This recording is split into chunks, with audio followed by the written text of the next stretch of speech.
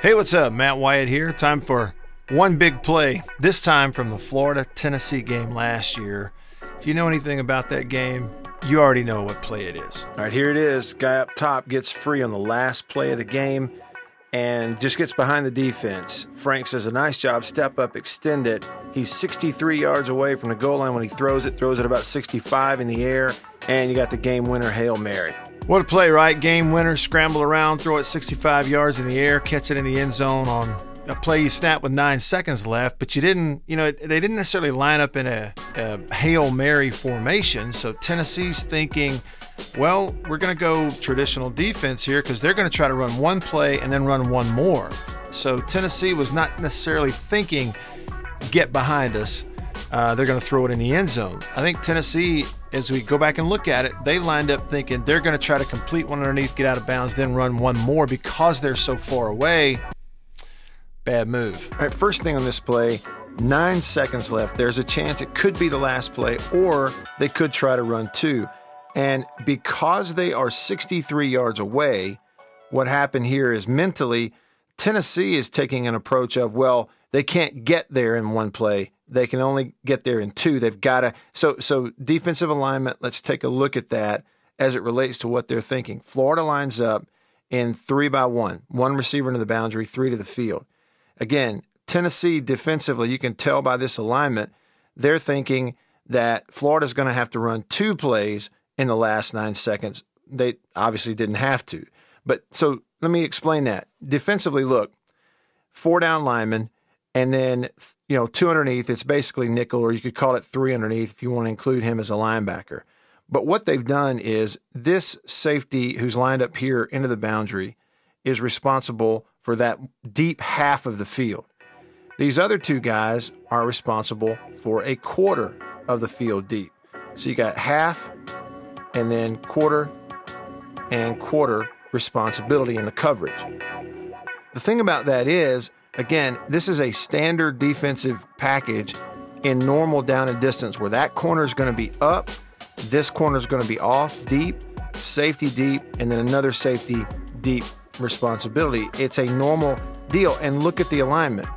It's for guys that are trying to get behind the defense all the way to the end zone, they are lined up too close. I mean, he's only 10 yards off the ball.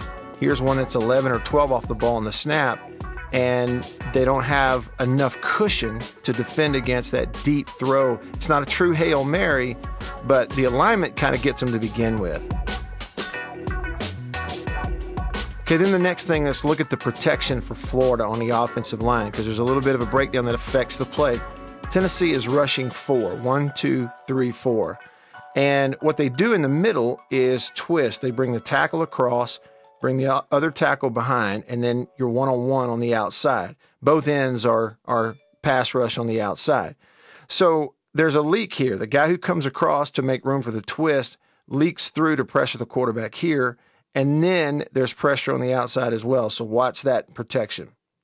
All right, so you're beaten right here free to the quarterback. Quarterback's got to step up, and he's going to feel that automatically. Then here comes the leak from your defensive tackle. But he's obviously athletic enough to get away just barely. So now he's escaping here to find room to make a throw. We're down to 6 seconds.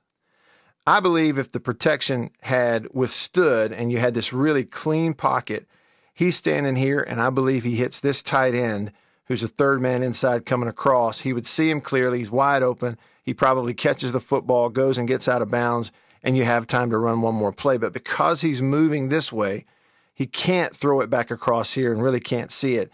So instead, takes the shot up the field to who he can see. And then it's just an incredible throw by the quarterback, really, because he's putting his foot 63 yards away from the goal line, throws it about 65 to 66 deep in the air accurately. Now, let's go back and look at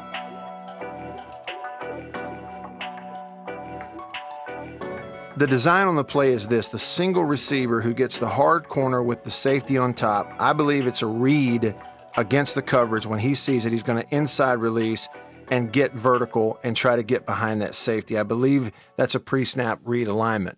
The other thing designed here is third man inside. I showed you tight ends getting across. He's the safety valve if you can hit the underneath and run one more play.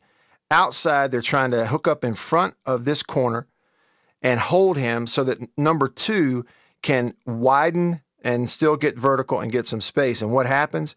Because of the poor deep coverage in this situation, and they've got a different thinking process than what Florida's doing, Florida actually gets 2. Him and him are open for possibly the deep play and a touchdown. So watch the route develop. Tight end across is open. Again, open. Could run one more play if you complete it, but he's moving this way and can't get it across there. And then you get to throw deep. Like I said, he's able to get behind, which we will look at, but the number 2 receiver who widened vertical, he got back here all by himself as well, wide open for a touchdown. It's either or, and a great catch. Now, for the defensive back, I told you that this corner, his responsibility is to stay up because the safety on top has the deep half coverage right there. Because of that, there's not really a bump, and maybe there should be. He doesn't hold him up. He just barely gets a hand on him, but it's basically a free release because of the coverage. Then when the quarterback scrambles, the eyes on this safety are on the QB and not over here on the receiver. He still feels him, but because of this, he's going to get even and then be able to outrun him when the ball gets in the air. The other thing is when the ball's in the air, if you look, eyes are still on the ball on the quarterback and not on the receiver he's next to. And then when he turns, instead of turning and getting vertical, he turns and is taking a little bit of a flat angle, which allows the receiver to get behind him. Now, 22 does a good job to turn and try to run him down, but it's too late. Great catch. All right, hope you enjoyed that. If you have an idea of a play that is one big play for your team or in a game that you saw that I could break down for you, we'll look at all 22 and how it happened, send that to me, would you? One way to get in touch with me is on Twitter. I'm Radio Wyatt on Twitter. And then on Facebook, send me a message, facebook.com/Radio Wyatt. All right, thanks for watching. See you next time.